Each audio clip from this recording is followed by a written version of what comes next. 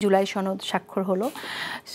আমি শুনি আপনাদের কাছ থেকে আপনারা কে কীভাবে দেখছেন। এখানে কয়েকটি দল, বাম দল, জাসদ বাসদ সহ আরও কয়েকটি দল তারা স্বাক্ষর করে নাই। এনসিপি স্বাক্ষর করেনি কারণ যেহেতু আইনি ভিত্তি এখন স্পষ্ট করা হয়নি, সেজন্য আমি ব্যারিস্টার আরমানের কাছ থেকে আগে শুনি। আইনের মানুষ, রাইট? একটু ছোট্ট একটা বিষয় আমি একটু বলে আমি জুলাই সংসদ বিষয়ে আসছি। দেখুন, আমার জন্ম স্বাধীনতার 13 বছর পর আমি যদি কোনো একটি জিনিসকে সব কিছুর ঊর্ধ্বে চিন্তা করতে শিখেছি ছোটকাল থেকে, সেটা হচ্ছে আমাদের গর্বের সেনাবাহিনী, দেশপ্রেমিক সেনাবাহিনী। আমাদের সেনাবাহিনী আমাদের গর্বের জায়গা। পিস কিপিং অপারেশনের নাম্বার 1 প্রথম বাংলাদেশের সেনাবাহিনী এই গৌরবের জায়গা আমাদের নিয়ে এসেছিল। যখনই কোনো ক্রাইসিসে সেনাবাহিনীকে ইনভলভ হতে দেখতাম আমি ছোটকাল থেকে, যে আস্থার জায়গা তৈরি হতো যে এখন একটি নিয়মতান্ত্রিক এবং সুচারুভাবে এই কাজটি সম্পাদন হবে।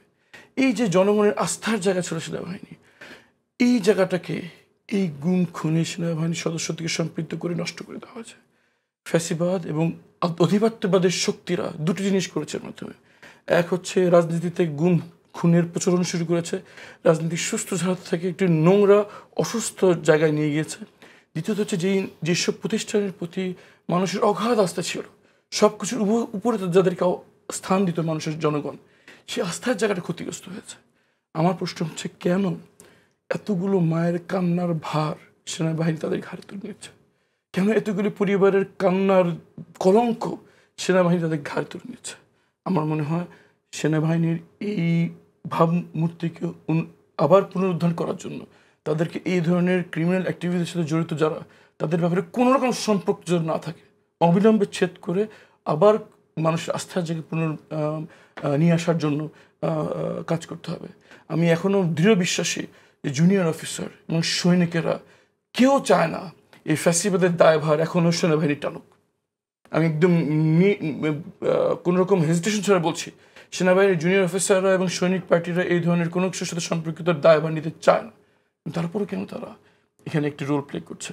আমি আহ্বান জানাবো আপনাদের মাধ্যমে, দেশপ্রেমিক সেনাবাহিনী যেন মানুষের আস্থার জায়গাটা আবার পুনরুদ্ধার করে এবং এইসব কাজে সহযোগিতা করে তাদেরকে আইনের সুপর্দ করে প্রমাণ করে যে সেনাবাহিনী কোনো দলের বা অধিপত্যের শক্তির কাছে মাথা নত করেনি। সেনাবাহিনীর জনগণের ছিল, আছে এবং থাকবে ইনশাআল্লাহ। এবং যে সেনাবাহিনী গণঅভ্যুত্থানে ছাত্র জনতার পাশে এসে দাঁড়িয়েছে, সেই সেনাবাহিনী নতুন বাংলাদেশ গড়তে সব ক্ষেত্রে পদক্ষেপ রাখবে, সেটা নিশ্চয়ই আমাদের সবার আশীর্বাদ হওয়া উচিত, রাইট? তো আমরা জুলাই সনদ নিয়ে জানতে চাই। প্রথমত হচ্ছে গিয়ে আমি আবার বলি যে জুলাই যত কেউ স্বাক্ষর করেনি এবং জুলাই অনুষ্ঠানের দিন একটি অনাকাঙ্ক্ষিত ঘটনা ঘটেছে, তারপরও জুলাই সনদ একটি ঐতিহাসিক ঘটনা। অধিকাংশ রাজনৈতিক দল এবং অধিকাংশ জনগণ এবং সুশীল সমাজ, শিক্ষিত সমাজ এতে সংহতি প্রকাশ করেছে। কিন্তু এটার বাস্তবায়ন এখন একটি উজ্জ্বল জায়গা, যেখানে সুনির্দিষ্ট রোড ম্যাপ আমরা দেখছি না। সুনির্দিষ্ট রোড ম্যাপ থাকতে হবে। আমার দল বাংলাদেশ জামায়াত ইসলামী ইলেকশনের আগেই এর আইনি ভিত্তি দেওয়ার পক্ষে, যাতে ইলেকশনটা একটি এই জুলাই সনদের ভিত্তিতে হয়। সুতরাং আমি মনে করি এখনও জুলাই সনদ একটি মানে সর্বশেষ কথা হয়নি। এখনও এতে সংশোধনের সুযোগ রয়েছে, এখনও সুযোগ রয়েছে সব দলকে এখানে স্বাক্ষরিত করার এবং অনতিবিলম্বে এবং আমার দলের স্থান সুস্পষ্ট নির্বাচনের আগেই একে আইনি ভিত্তি দিতে হবে। সঞ্জিদ ইসলাম তুলির কাছ থেকে শুনি যে আপনি কিভাবে দেখছেন। অবশ্যই, কারণ হচ্ছে জুলাইয়ের আপরাইজিং এখানে যারা ছিল তাদের কাছে আমাদের অনেক বড় দায়, আমাদের সবার। বিগত সময়ে যারা আমরা 15-17 বছর ফ্যাসিজমের নির্যাতনের শিকার, যারা ভিকটিম, পুরো বাংলাদেশ এখানে। তো তাদের যেই যৌক্তিক দাবিটা যে আইনের একটা ভিত্তি দরকার, কারণ তাদেরও নিজেদের সুরক্ষার দরকার আছে এবং সেটা আমাদের মনে হয় নিশ্চিত করা উচিত। অবশ্যই যে আইনি ভিত্তিটা দরকার তাদের, আমার মনে হয় সংশ্লিষ্টতা দরকার। তাদেরকে ছাড়া এটা আসলে পুরোপুরি সমাপ্তিটা পায় না। তো আমার মনে হয় সকলকেই যুক্ত করা উচিত, সকলকেই এমনভাবে একসাথে করে নেওয়া উচিত, না হলে এই আসলে জুলাই সনদের কোনো সার্থকতাটা আমরা পুরোপুরি পাবো না। ওকে, হুমাম কাদের চৌধুরী, আইনি ভিত্তির যে দাবি আসছে স্পষ্ট করতে হবে। সো আমি খুব শ্রদ্ধার সাথে আমি একটু ডিভিয়েট করব মতামতটা। আমাকে একটা ছোটকালে একটা জিনিস বলা হতো যে দেখো সব কিছু ভুলে যাও, মানুষের নিয়তটা ঠিক আছে নাকি না ওটা দেখো। আমাদের সকলের নিয়ত কিন্তু ঠিক আছে। আমরা সবাই চাই যে যেই গণঅভ্যুত্থানের পরে আমরা যে ধরনের সিদ্ধান্ত নিয়েছি রিফর্মের ব্যাপারে, এই জুলাই সনদের ব্যাপারে, আমাদের সকলের নিয়ত কিন্তু ঠিক জায়গায় আছে।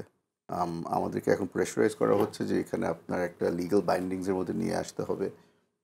কিছু কিছু মানুষ বলছে যে এই জুলাই সনদটা পজিশনিং হবে গিয়ে আপনার কনস্টিটিউশনের উপরে, কনস্টিটিউশনের কোনো ব্যারিয়ার থাকবে না এই জুলাই সনদের উপরে। লিগালি আমার মনে হয় যে এই জিনিসটা একটু ডিফিকাল্ট হয়ে যায়, কারণ বাংলাদেশের মধ্যে অথবা পুরো দুনিয়ার মধ্যেই আপনার constitution is the highest authority. এখন আপনি এমন একটা জিনিস যেটাকে আপনি কনস্টিটিউশনের উপরে নিয়ে যাবেন, এই জিনিসটা আমার মনে হয় যে ইজ নট পসিবল। দ্বিতীয়ত আপনার যত ধরনেরই আপনি লিগ্যাল বাইন্ডিংসের মধ্যে এটাকে আনতে চেষ্টা করেন কি না, পরবর্তী সরকার এটাকে র্যাটিফাই করবে কি করবে না, পরবর্তী পার্লামেন্ট এটাকে র্যাটিফাই করবে কি করবে না, এই জিনিসটাও রয়ে যায়। তো আপনার কিন্তু পরে সব কিছুই কিন্তু ওই নিয়তের জায়গাটাতেই চলে আসছে যে আপনি কি ট্রাস্ট করছেন নাকি না যে সামনে যারা সরকার গঠন করবে তারা এটাকে ইমপ্লিমেন্ট এবং এই জিনিসটাকে ওই রেসপেক্ট দিবে নাকি না। আমার মনে হয় যে এই আর্গুমেন্টটাই অনেকটা ওয়েস্ট অফ টাইম আমি মনে করি, কারণ আমরা সবাই যারা যারা এখানে স্বাক্ষর করেছি আমরা সবাই প্রমাণ দিয়েছি যে আমাদের মধ্যে কোনো ধরনের বিভেদ নেই যে আমরা এখানে এটা থেকে কোনোভাবে ডিভিয়েট করব। যারা যারা এখানে স্বাক্ষর করেনি আমার মনে হয় যেটা একটা মিসড অপরচুনিটি ছিল।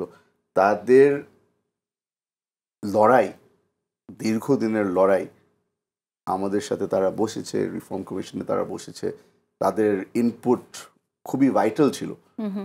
এখন এত কাজ করার পরে যদি হঠাৎ করে তারা বলে যে ঠিক আছে আর খেলবো না, আমার মনে হয় যে আবার করে প্রমাণ করে দিল যে পলিটিক্সের মধ্যে এক্সপিরিয়েন্স আর মেধা ইজ ভেরি ইম্পর্টেন্ট। এখানে ইমোশনের জায়গাটা তারা বেশি গুরুত্ব দিচ্ছিল। আমার মনে হয় যে এত ইমোশনাল হওয়া উচিত হয়নি, তাদের ওইখানে থাকা উচিত ছিল। কারণ আপনি হয়তো দেখেছেন একটা ছবি দিয়েছে আমাদের জুলাই যোদ্ধা একজন, ইউনুস সাহেবের পাশে তারা অনেকেই স্টুডেন্টরা দাঁড়িয়েছিল।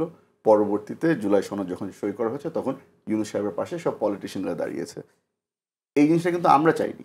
আমরাও চেয়েছিলাম যে এই আগের স্টুডেন্টরাই সারাউন্ড করে রাখবে ইউনুস সাহেবকে, তারাই চ্যাম্পিয়ন করবে ইউনুস সাহেবকে এই জুলাই সনদের সময়। একলা ছেড়ে দিল ইউনুস সাহেবকে। আমার মনে হয় যে এখানে ইউনুস সাহেবও অনেকটা কষ্ট পেয়েছে, কারণ ইউনুস সাহেব তাদের জন্য লড়াই করেছে, অনেক দিন দীর্ঘদিন তাদের জন্য লড়াই করেছে। আমার মনে হয় যে এখন এই পুরা জুলাই সনদকে তারা কন্ট্রোভার্সিয়াল করাটাতে দেশকে ছোট করেছে। আমার মনে হয় যে it is extremely heartful and it is extremely shameful যে এই জিনিসটাকে তারা কন্ট্রোভার্সিয়াল করলো।